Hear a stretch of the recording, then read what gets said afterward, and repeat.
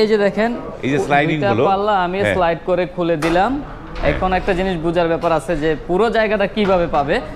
এই যে পুরো জায়গাটা কিন্তু এই যে আমি খুললাম, এই যে দেখেন বাহ ইজি কিন্তু খুলে গেল। দুইটা পকেট পাল্লা, বাহ। প্রত্যেকটা গেটে তো একটা করে পকেট পাল্লা হয়, এটাতে আমরা দুইটা পকেট পাল্লা দিছি। দুইটা পকেট পাল্লা, যে দুইটা স্লাইডিং হচ্ছে এই দুইটাই আপনার পকেট পাল্লা হিসেবে ব্যবহার করতে পারবেন আপনার মন মতো, আপনার খুশি। ধরেন আপনার এটা ভালো লাগতেছে না, আপনি এটা খুলবেন, খুললেন, এটা খুলেই আপনি যাতায়াত করলেন, এটা আপনার পকেটের কাজ করতেছে। আরেকটা মজার বিষয় হচ্ছিল ভাই, একটা বাড়িতে যখন আপনি এই গেট লাগাবেন, মোটরসাইকেল ঢুকাতে আপনার কোনো রকম কোনো প্যারাশানি নিতে হবে না। সাধারণভাবে যে গেটগুলো থাকে দেখবেন একটা মোটরসাইকেল ঢুকানোর সময় পাল্লা দিয়ে পকেট পাল্লাটা ঢুকানো যায় না, পুরো গেটটা খুলতে হয়। গেটটা খুলতে হয়। এটাতে কিন্তু আপনি ইজি মোটরসাইকেল নিতে পারবেন। আমার এখানে যে কালারটা করা আছে, আমরা কিন্তু কোনো নর্মাল কালার করি না।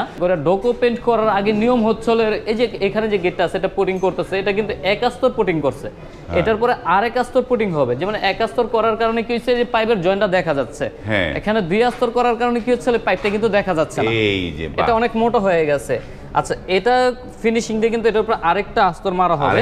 হ্যাঁ, আস্তর ডাবল আস্তর মারার পরে কিন্তু আমরা কালারটা করি। হাত দেন, দেখেন একদম স্মুথ, আয়নার মতো গ্লেজ করতেছে এবং আয়নার মতো পিচ্ছিল। কিন্তু এটা করার কারণ হচ্ছিল এই গেটটাতে আমরা 100% লেকার করে দিচ্ছি।